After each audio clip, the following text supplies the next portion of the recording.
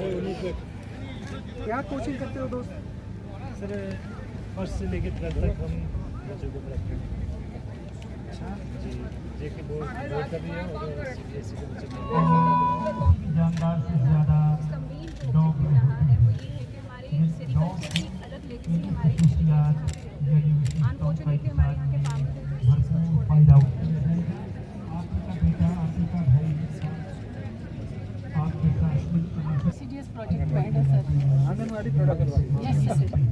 Without SNP, we are providing the Poshan Vatika in every home of the Anganwadi workers.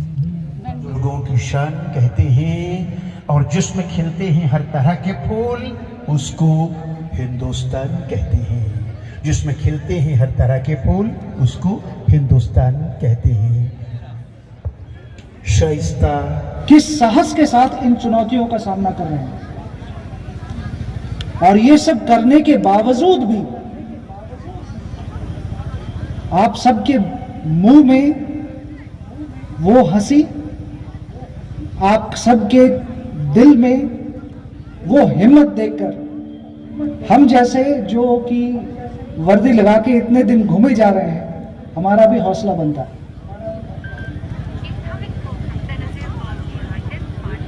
आपको आज मैं हम सब एस ऑफ स्पेड डिवीजन के नुमाइंदे होने के वास्ते इस बात का आश्वासन देता हूं कि भारतीय सेना जम्मू एंड कश्मीर और पुंछ मेंढर कंग्रेचुलेशंस आपकी हौसला अफजाई। और मैं इंडियन आर्मी 120 ब्रिगेड का भी शुक्रगुजार कि उन्होंने आपकी वॉलीबॉल की टीम तशरीफ ला रही है और हमारे ये बच्चे नशे से बहुत दूर हैं।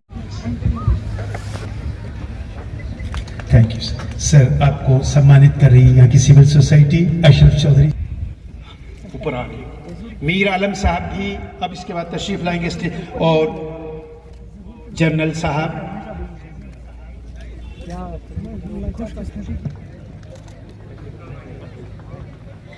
आप हैं जनाब प्रदीप खन्ना साहब, चेयरमैन सरस्वती संगीत कला केंद्र पुंछ, जो कि पिछले 50 सालों से फौज के साथ जुड़े हुए हैं। He has been conferred with Akashvani Annual Award 2003, GOCNC Northern Command Commendation Card to Congratulations girls। Very much. मेरा नाम डॉक्टर रूबिया बुखारी है। मैंने एक 2022 में एक कोकून आर्टिस्ट्री इनिशिएटिव स्टार्ट किया था जिसका नाम है the creative cocoon, doctor rubia Bukhari initiative. उसके चलते हुए मैंने अभी आर्मी की कोलैबोरेशन में, इंडियन आर्मी की कोलैबोरेशन में अलग अलग जगहों पे मैं अभी प्रोग्राम ऑर्गेनाइज़ कर रही हूँ इनकी हेल्प से। और उसमें अभी रिसेंटली एक वीक लॉन्ग 5 डेज़ का एक प्रोग्राम लास्ट टाइम पे किया था, वो रजौरी के डिस्ट्रिक्ट के बीच में किया था और उसी में 35 स्टूडेंट्स को मैंने ट्रेन किया था। मैं ऑलरेडी सेरिकल्चर सब्जेक्ट से डील कर रही हूँ। मैं अभी पुंछ कैंपस जो है यूनिवर्सिटी ऑफ जम्मू का, वहाँ पे वर्किंग हूँ और सेरिकल्चर मेरा अपना प्राइमरी बिजनेस है। इसलिए क्योंकि हमारे यहाँ का फार्मर्स जो हैं उनका इंटरेस्ट अभी सेरिकल्चर को लेके या इतना इनोवेटिव नहीं है, उनको पता नहीं है। तो ये एक उस तरीके का इनिशिएटिव, एक इनोवेशन है जो लोगों को ये बताते हैं कि नहीं, आप इस तरीके की कला करके आप मैक्सिमम लोगों को अपना इन्वॉल्व करके आप अपना इनकम जनरेट कर सकते हो। और इंडियन आर्मी ने आज जैसे मेंढर फेस्ट किया है 2024, इसमें भी इसी पार्ट का मैं एक कंट्रीब्यूट कर रही हूँ। और उसमें इस तरीके से है कि अगर इस तरीके के फेस्ट हमारे जैसे बॉर्डर एरिया के बीच में होते हैं और आने वाले टाइम पे बहुत अच्छा एक रिफ्लेक्शन पोर्ट्रे होता है बाहर के देशों में कि नहीं कि आप जैसे बॉर्डर एरिया में है, इनकी अलग फिजिबिलिटी बाहर बताई जाती है लोगों को। बट अगर इस तरीके के एक्टिवेट जैसे स्टूडेंट्स हैं हमारे, डिस्प्ले कर रहे हैं अपने टैलेंट को, अपनी इनोवेशन को, डिफरेंट स्टॉल्स लगे हुए हैं, ये खुद बता रहे हैं कि नहीं, मेंढर भी एक ऐसी जगह है जहाँ पे इस तरीके की सारी चीज़ें हैं और यहाँ के लोकल्स भी बहुत मल्टी टैलेंटेड टास्किंग मतलब मैं कहूँगी हैं। तो मुझे लग रहा है बहुत कांग्रेचुलेशन है इंडियन आर्मी को कि इस तरीके का इवेंट ये ऑर्गेनाइज करवा रहे हैं। और मुझे लग रहा है अगर आने वाले टाइम पे भी इस तरीके के इवेंट होते रहेंगे, डेफिनेटली हमारा जो मेंढर तहसील है ये भी एक अपना एक कंट्रीब्यूशन अपनी देश की इकोनॉमी को जनरेट करने में लगाएगा। देखिए, मैं पर्टिकुलरली सेरिकल्चर सब्जेक्ट का बताऊंगी। हमारे देश में या हमारे जगहों में, हमारे डिस्ट्रिक्ट्स में, तहसील में किसी भी चीज़ की कमी नहीं है। आपको लोकल रिसोर्सेज को यूज़ करके आप अपनी इनकम जनरेट कर सकते हो। और ये फोबिया है जो कि अनएम्प्लॉयमेंट बहुत ज़्यादा है, अनएम्प्लॉयमेंट बहुत ज़्यादा, बट हमारे पास रिसोर्सेज बहुत है, वी कैन जनरेट इनकम अगर हम इन तरीक़ों को यूज़ करके अपनी जैसे वेस्ट लैंड है उसको यूज़ करके, इन तरीके के अगर सेरिकल्चर या शॉर्ट टर्म ऑक्यूपेशन इनको यूज़ करके हम अपनी इनकम जनरेट कर सकते हैं। और हमारा जितना भी यूथ है ये इन्वॉल्व है अदर एक्टिविटीज़ में। आप सोशल लेवल्स में देखोगे बहुत ज़्यादा इन्वॉल्व है। आप उनको इस चीज़ में इन्वॉल्व कर सकते हो और बता सकते हो कि नहीं, आप इस तरीके से अपने आप को अपने इन चीज़ों में लेके आइए, इन्वॉल्व करिए और आने वाले टाइम में अपना बेस्ट, अपनी एक अच्छा लाइवलीहुड जो है अपनी फैमिली को दे सकते हो।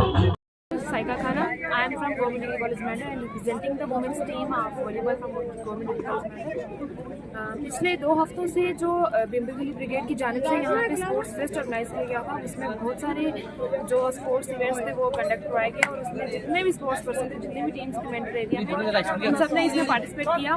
जैसे कि आप सब जानते हैं कि मेन जो बॉर्डर एरिया है, फार फ्लंग एरिया है, यहाँ पे बच्चों को इस लेवल की इतनी बड़ी प्लेटफॉर्म्स नहीं मिलते कि अपने टैलेंट को शो कर सकें। तो इंडियन आर्मी अपने काम से हट के, अपनी ड्यूटी से हट के बच्चों को मिलिट्री एरिया के जो बच्चे हैं उनको प्लेटफॉर्म प्रोवाइड कर रही है ताकि जो बच्चों के अंदर छुपा हुआ टैलेंट है वो बाहर आ सके। अगर पुंछ डिस्ट्रिक्ट से सकलेन तारिक इंडिया का रिप्रेजेंट कर सकते हैं तो बेशक मेंटर से भी बच्चे कर सकते हैं। तो मैं जितने भी यहाँ पे पार्टिसिपेंट्स थे, मैं उनकी जानिब से इंडियन आर्मी का शुक्रिया अदा करती हूँ और बिम्बेगली ब्रिगेड का, उनके टीम का, और उम्मीद करती हूँ कि इन फ्यूचर इस टाइप के जो हैं वो यहाँ पे इवेंट्स होते रहें ताकि बच्चों को अच्छा प्लेटफॉर्म मिलता रहे और बच्चों का जो अंदर और टैलेंट है वो बाहर निकलता रहे। और आज यहाँ पे इस प्रोग्राम की क्लोजिंग सेरेमनी है। बच्चों ने अपने प्राइज़ लिए, कैसुलेट किए गए बच्चों को और उनको हौसला अफजाई की गई ताकि वो आगे आने वाले वक्त में भी ऐसे प्रोग्राम से पार्टिसिपेट करें और अपना नाम रोशन करें। Saika Khan and I am the alumni of GDC Mandal.